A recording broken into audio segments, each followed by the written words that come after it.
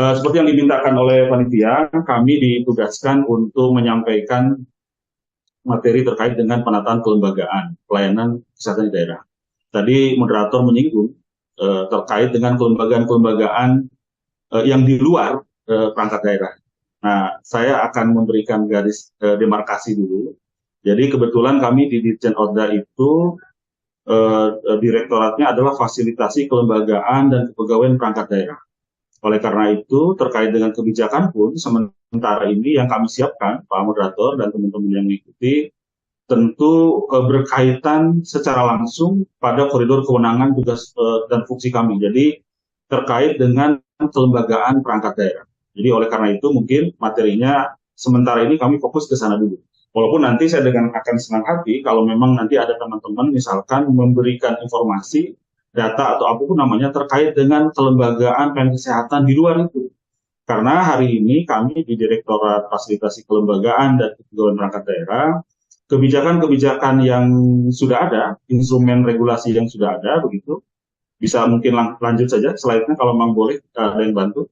Jadi kalau kita lihat dari kerangka regulasinya, kerangka regulasi penataan perangkat daerah itu, hari ini yang memang secara normatif menjadi acuan kami ketika berbicara tentang penataan kelembagaan perangkat daerah secara umum ini, belum bicara tentang urusan kesehatan, itu mulai dari undang-undang kita masih tetap, walaupun hari ini kita dalam kerangka sudah diberikan mandat untuk penyiapan revisi Undang-Undang 23. PP-nya pun masih tetap dan ini sudah cukup lama ini, sudah hampir 8 tahun saya kira. Jadi kalau bicara ini, apalagi pesertanya dari teman-teman biro organisasi, tentu jauh lebih memahami ketimbang kami karena sudah lama sekali ini PP 18. Kemudian, nah ini yang terbaru nih barangkali.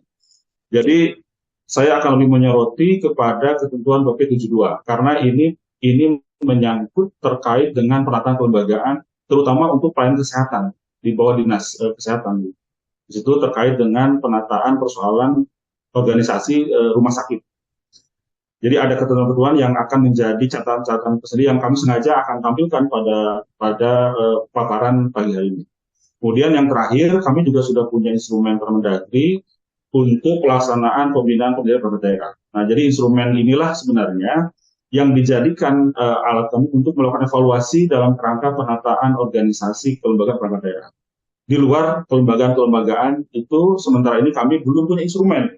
Tapi nanti kalau memang nanti dalam forum atau dalam kesepakatan di akhir ada hal-hal yang memang perlu kita sinergikan, apakah kelembagaan di luar perangkat daerah juga bisa kita akomodir, kemudian posisi dan seperti apa, kemudian kerangka kebijakannya tentu ini kan yang pembina teknisnya Kementerian Kesehatan, ya tentu kami akan ikut akan ikut mensupport selama itu memang tidak keluar dari koridor kerangka peraturan perundangan dan kebutuhan peningkatan pelayanan urusan kesehatan. Saya kira itu. Kemudian kalau kita lihat dari aspek tujuan, penataan perangkat daerah itu sebenarnya tujuannya tidak terlalu banyak. Kita menginginkan bahwa ketika perangkat daerah itu termasuk yang melaksanakan urusan kesehatan, yang harus diperhatikan adalah dalam kerangka supaya lebih rasional. Nah, tentu rasional ini kan ukurannya kuantitatif. Jadi rasional itu tentu harus mencerminkan porsi proporsionalitas antara indikator-indikator kuantitatif. Jadi harus rasional, kemudian proporsional, efisien, sehingga fungsi dan tepat ukuran. Nah, saya kira ini menjadi hal-hal yang tidak boleh dilupakan. Jadi ketika kita bicara kelembagaan, poin inilah yang menjadi tujuan utama kenapa harus ada penataan perangkat daerah. Kemudian yang kedua, nah ini bicara tentang dampaknya. Jadi kenapa harus ada penataan? Karena keberadaan pemerintah itu pada prinsipnya adanya pemerintah adalah untuk memberikan pelayanan publik. Jadi jangan sampai pembentukan kelembagaan perangkat daerah itu malah terbalik. Jadi ada pemerintah untuk pemerintah. Gitu. Makanya konsekuensinya ketika bicara anggaran pun nanti akan kelihatan. Ketika besaran anggaran hanya besar untuk operasional, karena misalkan untuk kepegawaian, kan di undang AKP sudah jelas. Nanti teman-teman keuangan daerah akan lebih memberikan terkait itu saya kira nanti. Apalagi di sini kan bicara tentang kepegawaian. Itu kan tidak boleh melebihi 30% misalnya. Nah, ini indikator-indikator ini saya kira penting juga menjadi kerangka dalam pencapaian penataan perangkat daerah. Karena fungsi utama atau tujuan utama terkait dengan penataan perangkat daerah itu adalah dalam kerangka untuk peningkatan kualitas yang publik. Kemudian juga terkait dengan belanja operasional berapa pegawai. Nah itu konsekuensinya nanti kalau nanti belanja penggunaan anggarannya lebih besar daripada belanja modal, belanja kegiatan, belanja pelayanannya, berarti kan tidak tepat, tidak rasional, tidak efisien, tidak efektif keberadaan perangkat daerah itu. Karena itu menjadi penting, ini menjadi hal yang harus dibicarakan di awal ketika bicara tentang penataan kelembagaan perangkat daerah. Kemudian dalam kerangka pembinaan pengendalian, jadi kita punya Permendagri itu sebenarnya dalam kerangka untuk menempatkan, memposisikan, memastikan bahwa perangkat daerah yang ada hari ini, yang existing hari ini, apapun itu namanya, apa itu badan, apa itu dinas, apa kantor, gitu, apa itu UPTD atau satuan dinas, itu sudah mendekati perangkat daerah yang memang menuju ke arah organisasi yang modern. Nah, tentu dengan segala indikatornya di sini Permendagri akan menjadikan instrumen untuk bisa melakukan evaluasi terhadap kondisi masing-masing perangkat daerah. Yang kedua, tujuan dari pemilihan kami adalah dalam rangka memastikan apakah perangkat daerah yang dibentuk, kelembagaan yang sudah ada di daerah itu sudah sesuai atau belum dengan kerangka regulasi yang sudah dibuat. Misalkan nanti kalau kita lihat lanjut saja, misalkan keberadaan rumah sakit di provinsi, apakah sudah mengacu kepada PP 72 misalnya, kemudian besarannya, kemudian penempatan orangnya, kemudian mekanisme pertanggungjawabannya, gitu, itu sudah suatu belum. Nah itu dalam kerangka Permendagri 9 itu dalam rangka memastikan itu, apakah teman-teman di daerah sudah dalam menyesuaikan dengan ketentuan peraturan perundangan atau tidak. Karena bagaimanapun kami ingin menegaskan ketika bicara kebijakan, tentu itu adalah suatu konsepsi yang paling ideal. Nah, rata-rata persoalannya itu akan muncul ketika kebijakan yang dianggap dalam tanda petik sangat ideal begitu, sangat mendekati yang paling diharapkan, tapi dalam implementasi itu kan banyak variabel, banyak faktor. Kalau lebih besar banyak dimensi-dimensi yang berpengaruh, akhirnya tidak bisa dilaksanakan. Jadi problemnya itu kecenderungan yang kami yang kami lihat gitu, yang kami cermati, dan tentu mungkin teman-teman daerah nanti punya pandangan lain. Kecenderungan persoalan itu muncul ketika dalam pelaksanaan, bukan pada tataran aspek kebijakan. Walaupun tentu kebijakan itu tidak sempurna, ada hal yang tidak sesuai, katakanlah daerah satu daerah lain kebijakan ini kan belum sama, tapi kan faktor implementasi itu lebih banyak yang menjadi faktor yang paling banyak ketika munculnya persoalan itu pada tataran implementasi, bukan pada tataran kebijakan. Walaupun mungkin ini juga nanti kita bisa diskusikan, ternyata ada kebijakan-kebijakan yang memang sama sekali tidak bisa dilaksanakan. Jadi bukan hanya faktor pelaksanaan saja, tapi ada kebijakan-kebijakan yang memang mungkin kesiapannya, mungkin pemahamannya, jadi seolah-olah kebijakan yang belum pas. Padahal ketika kebijakan-kebijakan lain, banyak juga persoalan pada tataran implementasi. Nah, ketika bicara tentang pembentukan perangkat daerah, sebenarnya ada 8 prinsip, begitu, ada 8 asas yang harus diikuti. Tapi dalam konteks ini, kami ingin menekankan pada urusan pemilihan menjadi kewenangan. Nah, ini yang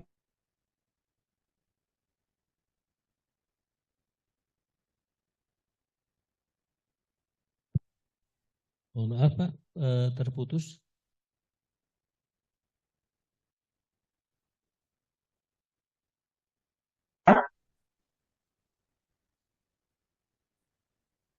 Halo Pak Salman. Halo Pak Moderator, gimana? Suaranya terganggu atau gimana? Barusan ada. Terus Bapak, silakan. Ya. Udah. Mohon input ya Pak, kalau memang keputus atau apa gitu, karena kalau di Zoom kelihatannya masih cerah-cerah saja nih Pak. Ya. Sudah mulai. Ya. Yang kedua terkait dengan penentuan jumlah susunan perangkat daerah berdasarkan pada volume beban. Nah ini Pak. Jadi kami juga ingin menyampaikan Bapak Ibu dalam kerangka ini, makanya Permendagri 99 ini Permendagri 99 disiapkan oleh Kemendagri dalam kerangka untuk memastikan bahwa volume beban kerja itu dalam pelaksanaan usaha daerah itu dapat mendukung menunjang pelaksanaan usaha pemerintahan. Kalau kita ketahui di Undang-Undang Pemda itu, coba lanjut. Kalau kita bicara urusan, nah, sebelum ke urusan, saya ingin memberikan penekanan juga nih. Dalam PP 18, ketika bicara pembentukan perangkat daerah, tentu harus konteksnya adalah dasarnya dengan Perda. Kenapa? Karena keberadaan perangkat daerah itu kan membantu. Nah ini kadang-kadang kita lupa nih, membantu kepala daerah dan DPRD. Jadi keberadaan perangkat daerah itu kalau bicara kerangka regulasinya adalah menempatkan posisi kepala daerah dengan DPRD itu sama. Jadi kepala daerah dan DPRD. Jadi pemerintah daerah dari kepala daerah dan DPRD, makanya ketika akan melakukan pembentukan dan susunan perangkat daerah itu, penetapannya adalah ditetapkan melalui Perda. Jadi dalam konteks itulah tidak salah juga ketika teman-teman di DPRD begitu ikut memberikan pertimbangan-pertimbangan rekomendasi. Makanya ketentuan dasar legalnya terhadap pembentukan dan susunan perangkat itu adalah bentuknya Perda. Tetapi dalam pasal 4-nya disebutkan kalau hanya untuk menetapkan kedudukan, organisasi, tugas dan fungsi, kemudian tata kerjanya, baru itu cukup dengan peraturan kepala daerah. Karena dalam hal ini adalah kewenangannya sebagai eksekutif kalau kita bicara konteks posisi kepala daerah. Tapi untuk pembentukan dan susunan perangkat daerah tentu oleh Perda. Nah, hal inilah yang terkait langsung dengan fungsinya Kemendagri. Jadi ketika bicara perangkat daerah itu, apapun urusannya, apakah itu urusan wajib, urusan pilihan, urusan wajib yang plan dasar atau belum dasar, ketika teman-teman daerah akan melakukan pembentukan, kemudian menetapkan susunan, begitu, itu tetap harus melalui Perda dan ketika bicara kedudukan dan fungsinya melalui perkara, dan itu tentu harus berkoordinasi, harus persetujuan dari kami. Jadi ketika bicara penataan perangkat daerah, otomatis apapun yang akan dikerjakan oleh teman-teman Pemda begitu, baik itu yang urusan-urusan di luar kesehatan urusan lain, tentu akan melalui fasilitasi kami di Kemendagri, terutama di Jaoda di fasilitasi Porda Hukum Daerah. Jadi saya kira itu. Nah, lanjut bicara tentang urusan, kami sampaikan keberadaan perangkat daerah itu basisnya ada basis urusan. Jadi kenapa ada perangkat daerah? Ya karena urusannya. Dan tentu Bapak Ibu sudah jauh lebih memahami terkait ini. Nah, tentang jumlah itu kan sudah ditentukan dalam PP 18 itu disesuaikan dengan ada kerumunan. Jadi jumlah ini tidak harus, katakanlah tidak menjadi ketentuan wajib bahwa satu urusan satu perangkat daerah. Dan itu kan juga sesuai dengan situasi kondisi kebutuhan, termasuk juga pengukuran indikator umum dan indikator teknis sesuai dengan PP 18 itu. Makanya dimungkinkan jumlah perangkat daerah itu akan sangat bervariasi. Karena ada ketentuan bahwa boleh merumunkan, tapi kalau memang bisa memenuhi ketentuan sesuai dengan indikator umum dan indikator teknis, tentu bisa membentuk perangkat daerah secara tunggal. Misalkan urusan kesehatan, itu rata-rata dinas kesehatan. Jarang sekali begitu yang dirumpunkan. Pendidikan, kesehatan, pekerjaan umum yang sifatnya dasar, itu hampir pada umumnya mereka berdiri sendiri sebagai dinas. Tidak dirumpunkan, digabungkan dengan urusan-urusan lain. Berbeda hanya misalkan dengan urusan-urusan lain itu memang dimungkinkan untuk dirumpunkan. Makanya jumlah dan variasi masing-masing daerah itu berbeda, baik di provinsi maupun kabupaten kota. Bapak Ibu yang saya hormati, mudah-mudahan bisa ada waktu Pak Moderator lanjut. Terkait dengan persoalan di kesehatan, nah kami akan memberikan penegasan, mungkin mengingatkan saja Bapak Ibu, bicara tentang kelembagaan untuk di urusan kesehatan, pelayanan kesehatan. Kami melihat fokus kami sebagai perangkat daerah, makanya di sini kami menekankan pada persoalan PP 72. Di PP 72 itu disebutkan bahwa ketika bicara tingkat provinsi untuk rumah sakit misalkan, ini sebagai ilustrasi saja Bapak Ibu bicara kelembagaan, di situ sudah jelas diberikan kerangka regulasinya, itu dibolehkan membentuk atau misalkan ada kelas A, kelas B, kelas C dan dapat membentuk kelas D dengan ketentuannya seperti ini. Nah, kadang-kadang teman-teman lupa, apakah memang harus dipenuhi Pak, atau misalkan 4-nya ini terkait dengan keberadaan wakil direktur misalkan. Ini kami sampaikan karena banyak hal sekali teman-teman masuk daerah. Itu perlu diingatkan bahwa posisinya adalah paling banyak. Jadi karena posisi paling banyak, artinya ketika kurang dari itu sebenarnya tidak ada persoalan karena ketentuannya adalah paling banyak 4. Yang penting ketentuan lainnya terpenuhi. Kemudian juga sama di kabupaten kota itu, termasuk juga ketika bicara untuk kelas di bawahnya. Jadi kami penekanan mengingatkan Bapak Ibu ketika bicara tentang pengisian jabatan dalam perangkat kelembagaan untuk rumah sakit begitu sesuai dengan ketentuan bahwa ketentuan yang disebutkan itu adalah ketentuan batas atas. Jadi kalau kurang itu tidak ada persoalan, karena itu disebutkan batas atasnya. Lanjut. Nah, ini yang menjadi poin penting kami ingin sampaikan karena nanti ini akan berkaitan dengan pemateri selanjutnya saya kira. Jadi Bapak Ibu, bicara tentang penataan kelembagaan perubahan kesehatan itu dalam PP 72, bahwa daerah itu diberikan kewenangan secara khusus ketika bicara tentang PP 72 itu. Jadi ada kewenangan, ada otonomi istilahnya itu dari mulai aspek keuangan, kemudian aspek dan kepegawaian, kemudian ada tiga aspek itu diberi kewenangan oleh PP itu supaya mereka diberi otonomi. Nah, terkait dengan kepegawaian, kami ingin memberikan penekanan yang lebih pada kegiatan hari ini. Ini bicara tentang kewenangannya Direktur Rumah Sakit Provinsi, bahwa dia punya kewenangan dalam untuk pengangkatan pembinaan pekerjaan. Ini sangat sangat penting saya sampaikan ketika bicara nanti terkait dengan penataan kepegawaian yang profesional. Di situ kewenangannya Direktur Rumah Sakit itu punya kewenangan dari aspek kepegawaian itu dilihat dari tiga hal ini. Jadi mulai dari mengusulkan gitu, pengangkatan, pemindahan, dan kemudian direktur memiliki kewenangan itu diberikan. Kemudian juga terkait dengan pembinaan pegawai, baik ASN maupun pegawai non ASN, nah termasuk nanti pegawai BLD, itu direktur rumah sakit diberikan kewenangan ketika bicara dari aspek otonomi kepegawaian berdasarkan ketentuan. Saya kira ini menjadi bagian yang menjadi bagian penting kami ingin sampaikan pada kegiatan ini. Lanjut. Terkait dengan ini menjadi fokus kami Bapak Ibu, bahwa dalam Permendagri 99 kita punya instrumen untuk melakukan pembinaan. Kemudian pembinaan ini dilakukan dengan beberapa hal. Lanjut saja. Jadi Permendagri inilah hari ini ketika bicara tentang evaluasi keberadaan perangkat daerah, kami menggunakan Permendagri 99. Termasuk juga ketika kita akan melakukan evaluasi, memastikan apakah perangkat daerah itu sudah efisien atau belum, sudah efektif atau belum, sudah memenuhi kriteria dengan peraturan atau belum. Nah, kita menggunakan instrumennya Permendagri 99. Lanjut saja. Lanjut. Dalam rangka pembinaan, Bapak Ibu, ini yang kami tekankan bahwa bicara pembinaan perangkat daerah itu kami ingin memastikan tugas fungsinya berjalan dengan baik, kemudian di suatu pembagian kewenangan antara menteri dan gubernur begitu. Untuk kabupaten kota ini cukup oleh gubernur karena dia sebagai GWPP.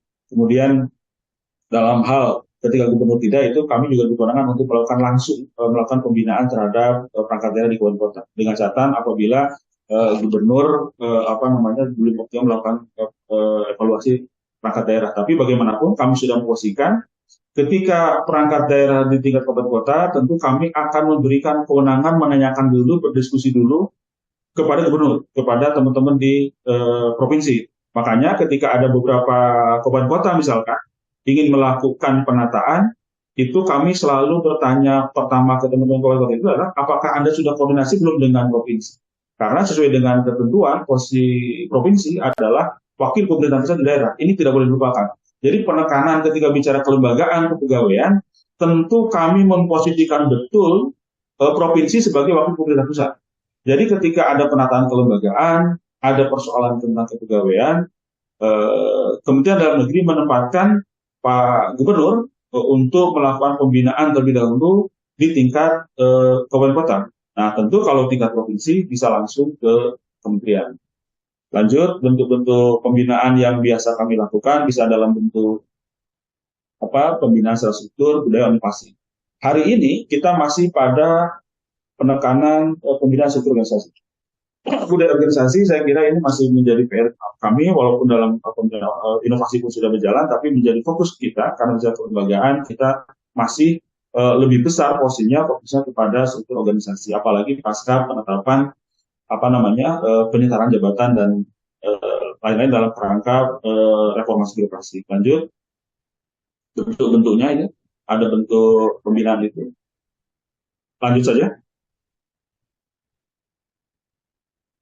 Nah, pembinaan yang kami lakukan selama ini, Bapak Ibu mungkin juga sudah tahu bahwa pada umumnya kegiatan-kegiatan pembinaan bentuknya seperti itu, termasuk juga hari ini. Jadi ketika hari ini salah satu bagian dari proses pembinaan menyampaikan beberapa informasi awal, mengenai kebijakan secara umum gitu. Kemudian juga bisa melalui kegiatan-kegiatan yang seperti dilakukan berdasarkan Permendagri ini. Lanjut. Nah, untuk pengendalian, biasanya bentuk-bentuk pengendaliannya, lanjut saja.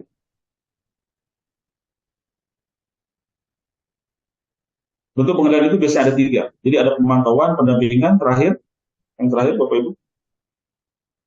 Lanjut. Nah, ini kita evaluasi. Nah, kami ingin lebih memberikan penekanan terhadap evaluasi.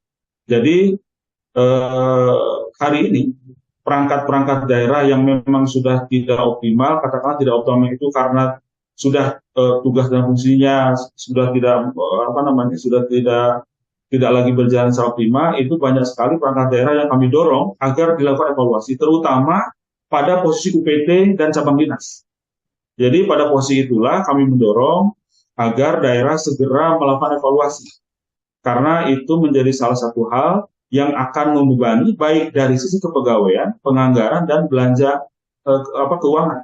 Jadi mau tidak mau kami sudah mendorong banyak daerah begitu, dan daerah juga banyak yang sudah inisiatif melakukan evaluasi. Evaluasi ini ada 2 biasanya, karena memang ada dasar ketentuan perundangan untuk membentuk perangkat daerah baru dengan nomenklatur baru. Katakanlah seperti yang terakhir misalkan ada BRIN, deposito terakhir itu ada BRIN, nah makanya kita lakukan penataan evaluasi bahwa daerah harus membentuk itu dengan perangkat daerah yang ada, kemudian ada fungsi nomenklatur dan jadi hal itulah yang sudah kami lakukan di Kementerian Dalam Negeri melalui Jakarta terkait dengan evaluasi kelembagaan perangkat daerah. Nah, khusus dengan kelembagaan pelayanan kesehatan, kami sudah sampaikan bahwa hari ini patokannya atau acuannya karena adalah PP 72 seperti tadi kami ulas di awal. Oleh karena itu, Bapak Ibu, pada forum pagi hari ini kami sangat sangat berharap kalau memang ada hal-hal yang masih belum optimal dalam kerangka evaluasi PP 72 itu, kami berharap mohon untuk menjadi catatan, menjadi poin masukan bagi kami, karena posisinya hari ini adalah kita akan mulai mentahapi proses revisi Undang-Undang Pemdanya. Kemudian kita juga akan menyesuaikan nanti revisi penyempurnaan PP 18 dalam kerangka perangkat daerahnya. Oleh karena itu juga tentu nanti ini akan berdampak kepada semua urusan termasuk urusan kesehatan yang menjadi pembahasan pokok pada pagi hari ini. Walaupun bicara tentang validasi data terkait dengan kebutuhan nakesnya, jabatan fungsional, saya kira keberadaan perangkat daerah kelembagaan menjadi penting karena tidak mungkin ada nakesnya kalau tidak ada perangkat daerahnya. Oleh karena itu, langkah awalnya tentu penataan kelembagaan, baru penataan dari aspek. Saya kira mungkin itu, mohon maaf kalau ada yang kurang berkenan. Sebagai bahan mengantar, saya cukup sekian. Saya kembalikan ke moderator. Sekian, terima kasih. Assalamualaikum warahmatullahi wabarakatuh.